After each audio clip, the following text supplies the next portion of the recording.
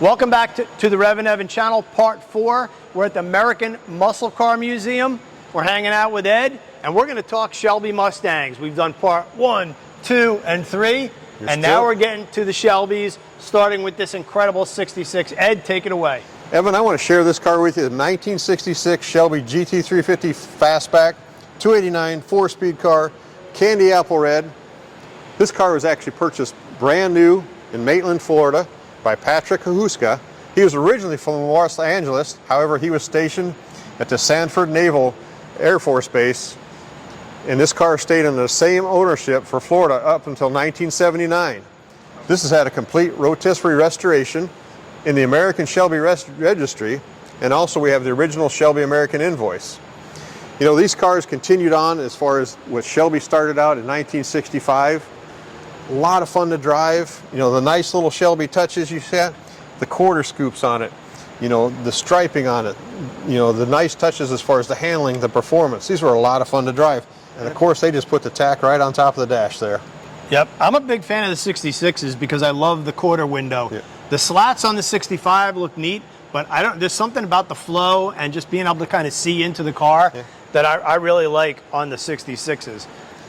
And then now that we're done looking at the 66 here in the candy apple red, 1967 Shelby and Brittany Blue GT500. You know, the changes, these really stood out to me. I mean, great looking cars. This is one of the early production ones. If I can have the cameraman check out the, in a sense, the driving lights in the center.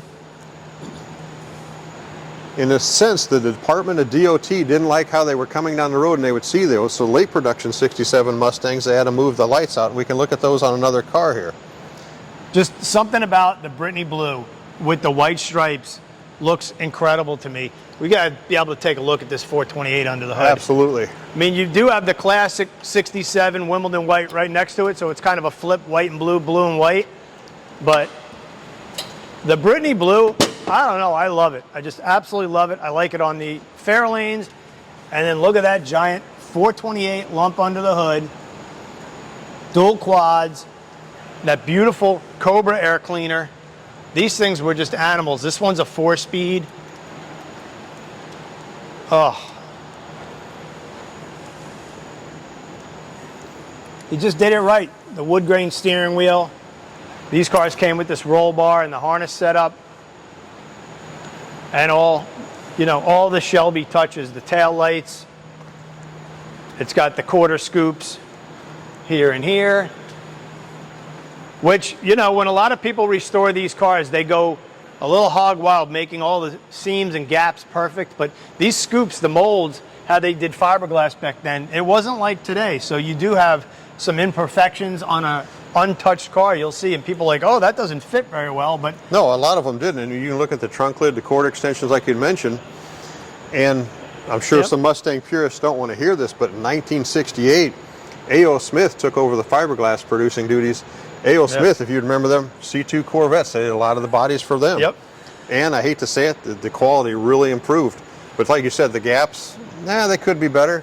But hey, the stance of the car is fantastic. This car, why we've got you back by the tail end of the car here, this is actually an export car. And what I mean this went to the Fair of Seville in 1967, 4 of them did. Part of the requirements for this car to be in the country is it had to have a rear window wiper, which this still has the provision for it. Yeah, look at that. I was wondering what that was. I'm like, why did somebody drill a hole in the back of the car? Yeah, and if we come around to actually the gauges on this car, in a sense, we're in a different country, so they're not going to be done in miles per hour, they're going to be done in kilometers. Again, a 4-speed. This one a 350, so small block power under the hood, a little lighter on the front end. And these things just ate up road courses like crazy. Absolutely. This is one thing I want to share with you real quick as far as Mark's vision and little things that maybe you and I don't know about.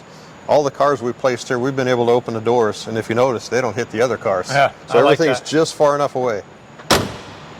Listen to the way that door shuts too, just fantastic. Moving on to the green. And here's a 1967. This is done in dark moss metallic, and this is one of the later production where we talked about the driving lights earlier. They're moved more to the outsides of the car. Again, 4 speeds. Ah, I see a little treat This is where we're going to get into the Revology cars. The next three, and the first one in 1967 in Brittany Blue, and along with these in a sense produced at Revology Cars by Tom Scarpello and his fantastic team there, are modern pieces of work.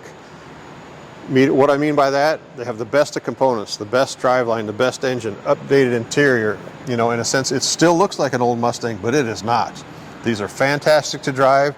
The fit, the finish, the performance, the reliability, off the charts. Yeah, I'm a big fan of kind of, you know, the early styling is great. Keep it looking stock. Don't go crazy with modern, you know, wheels and things like that, but a modern powertrain so that it drives like a brand new car. And this one clearly fits the bill. So there's like little giveaways, oversized wheels a little bit, but with the Shelby touch, it's got, you know, obviously a custom interior as far as the seats go and the gauges, but factory steering wheel. I don't really like when people do the billet steering wheels on these cars, but yet the body and everything looks stock. This is just done right. You know, you could pull up in this car and the majority of the people would not see the differences in it. No. And we come to the next two cars. This is the first Revology GT500 KR convertible that Revology produced here. So we feel very fortunate to have that. And next to it is actually the coupe.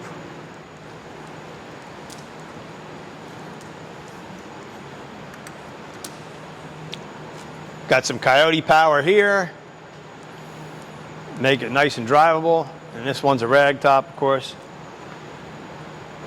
Getting sneaky with the 5.0 badge. You got the 5.0 badge on there, and it's just cool. The way everything's laid out in here, Ed, just the way to like look down the line and see all the fastback roofs, and this is just fantastic. Let me open this door here. Some of the touches you're going to notice on Revology. You open the door, immediately the backlight of the LED lights. You look at the modern touches as far as, you know, better lighting inside. The console they made, whether you like it or love it, that hides a lot of the electronics. You got your backup camera, nice place to rest your arm.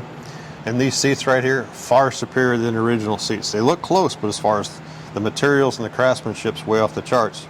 Right, I love the way he blended the modern style shifter with the wood grain steering wheel, and you can see it does have modern pedals in there, kind of to denote the updated modern powertrain, but leaving like the door panels alone. The seat still has a factory look, even though it's like looks like a modern seat just without the headrest.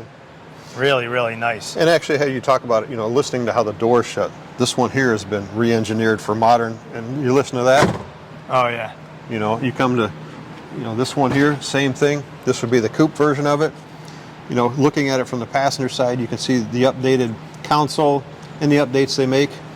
Yeah, and when you open the door, that waft of leather hit me in the face. You could smell the interior. I love that. You know, that's all stuff they do right in-house, which is impressive. Yeah, and they're just down the block, right? Oh, listen to that shot. Did you hear that? You better try that one here. Oh, you better my get God. you back here and try that. That does not sound like an old Mustang. No. Go ahead and have you shut that door. Now I got to do a little, take Give it two. a little more juice. Yeah, that's a new car. And that's hours and hours and hours of fitting and adjusting. That just doesn't happen. No. Beautiful. Look at the row of 68s. Yeah. Ah. While I love the 67s because of the especially the inboard headlight cars, yes, and the nostrils that are set back on the hood, a black 68 to me. Oh, that is the car. Not to overlook the king of the road, of course, in convertible, but I'm more of a fastback hardtop guy. And in all black with no stripes to me is just sinister, mean, and this car would be a rocket if you drove it on the street. You know, and also this was a time where instead of producing them at the Shelby's place in Los Angeles, production was moved up to Michigan. And a lot of it was being taken away from him at that point. And by the summer of 1969, Ford and Carroll Shelby, you know, mutually parted ways. Yep. But they came back. They did. More I was 68s. going to talk to Dakota about this car, but she's down there busy with Mark, so we'll just have to wing it ourselves. All right. I think you can handle it. All right, Evan, we're going to talk about two unique 1968 Shelby Mustangs. Both have an incredible story to them. This car here, in the early 60s, Carroll Shelby had a business manager and also a personal secretary named Joan Sherman. This color here was her favorite nail polish color. So in 1968, with the help of Henry Ford II, he had 3 of these cars done because these were not a production Shelby color. It was actually production Mustang color, not a Shelby color. And they had 3 of them built, 2 coupes and 1 convertible. The convertible was destined to be her car, and this is that car. Oh, wow. This car has actually been featured in the book by Wes Eisenschenk, One of One Muscle Cars. We've had this car on display at Amelia Island. And as you can see, it's had an incredibly highly done concourse restoration on it. So that's a neat piece of history there. And not only do we have that, but right next to it in the Sunlit Gold, which is a rare production color, mainly because they had so many problems with the color. If you look on the dash there, you can see a picture of a military man there, Colonel Edward Littlejohn. In a sense, he was in charge of the U.S. Navy Top Gun program. This was his car. He purchased this in California, so it does have air conditioning. And if you look at the passenger side sun visor, we actually had Carol Shelby sign it with the year of the car there. So not only is it neat to see a highly well done car, but to see a highly well done car with a piece of history to it. Yeah, and it's funny you mentioned, having trouble with the paint, because we just assume, it's easy to spray a car. Things are so much easier these days with paint prep and materials and the way that the bodies are prepped, even at the factory. But back then, it was not a simple matter if you wanted to change color on a car or come out with a custom color. No. There was all kinds of issues. Maybe the paint didn't lay right. It might have laid good on the metal and not on the fiberglass. You might have had inconsistencies with the manufacturer where they couldn't get it from car to car, or run to run being the same. And that's obviously, if you're going to say to the public that you're going to paint a car a certain color, car 1 and car 500 better be the same. They better look the same. Yeah, back then they did not. And you see just the safety guidelines they had. There was no mask, there was no safety gloves. No. They might have a handkerchief on, and they went to painting away. Yes, they did. Okay, we're going to graduate from the 1968 Shelby area to the 1969. Now these cars here, a lot of changes from 68. You had the hood with the 5 scoops. The 3 front scoops were the NACA scoops. Fiberglass fenders, unique Shelby bumper and grille, and that's just on the front end. You come around to the side, you've got the quarter extensions, and of course a unique trunk lid, quarter extensions on the back, sequential tail lights, and unique exhaust ports that all just tie this car together really nicely. Yep, you had the 428 Cobra Jet call-out badges on the high up on the fender, which I don't even know that to this day they really have put something that high up. Usually, it's down in the stripe or something like that, like where a 5.0 badge would be. Yeah, you come to the inside, the Shelby touches continue. You've got the door panel emblems. You look on the walnut shifter, there's a Shelby emblem on there. Center of the steering wheel. In front of the shifter, you have the gauge podges with the oil pressure and the amp meter. And also one of the Shelby touches, you had a 140 mile an hour speedometer, 8,000 RPM tach, and of course the padded roll bar in the back for the convertibles. The hardtops just have a standard roll bar in them. That sounds a lot different than the other car we looked at. Oh yeah. And next to that we have a coupe, and this is in a Gulfstream Aqua, with a white interior. This is a good looking car. This color with the gold accents to me is pretty much the epitome of 6970 Shelbys. It's just so bold. Yep. Shows off the lines of the car real well. I love the ducktail spoiler on these, and the 5-spoke. Kind of a play on a Magnum 500 wheel, but obviously in aluminum. Evan, I'm sure you're aware of this, but for your listeners, I think they would find this fascinating. At the end of 1969, they had over 800 cars left that they had not sold. So they didn't want to just see them go to waste. It's like, okay, how can we at least make these sellable? They enlisted local government agencies along with the FBI to help re-VIN these cars, to give them new VINs for 1970. In a sense, I'm going to have the cameraman, I'm going to open this door here. This is where the tags would be for the VIN tags, and as far as the data tags and information tags, those were actually removed from the 1970s, and it was placed at the base of the windshield up in here. The other thing we're going to talk about is to designate the 69s from the 70s. They had 2 black stripes on the hood, lower chin spoiler, and for the EPA guidelines, they had to change the distributor out and make adjustments to the carb. Now, the 1970 GT500s are a rare car. They had, in a sense, the small block cars in the GT350, 351s, or like these, the GT500s had the 428s that could be a Cobra jet or a Super Cobra jet, both rated at 335 horsepower, which we know is, laughable. But they're incredible cars, and they're very rare cars. But to see all the history about them, and then you think they also had the 1971 Shelby Europas, which that's a lot of trying to figure out what's, as far as production, not many of them. But really, they didn't come back to it. Where I actually talked to Edsel Ford about that this week. Carroll Shelby and Edsel Ford met for lunch early in 2000s to say, hey, we need to work together again. And what come out of that conversation? The 2006 Shelby GT8 Hertz. Yep. So you think almost from the early 70s all the way to 2006 before they got back together again. Yeah, and I think, when you go to shows, you certainly see cars like this, maybe not this caliber, but you get the feel.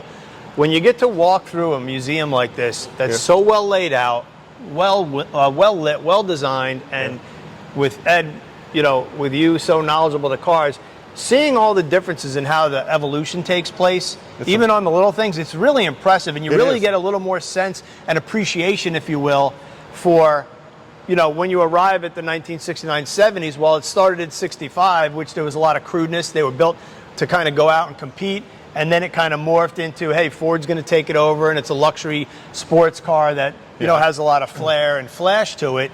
And, just down the whole line, you see all the little differences between the cars. It's really cool. It really is. And you think, here again, you think how competitive it is, where Shelby, in a sense, from the early 60s cars that they had, where they could, hey, the 65, 66, make them fast, horsepower, add the touches.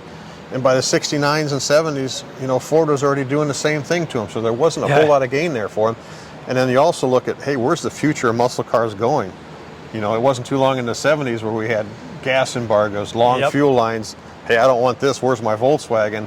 And, it changed so much back then.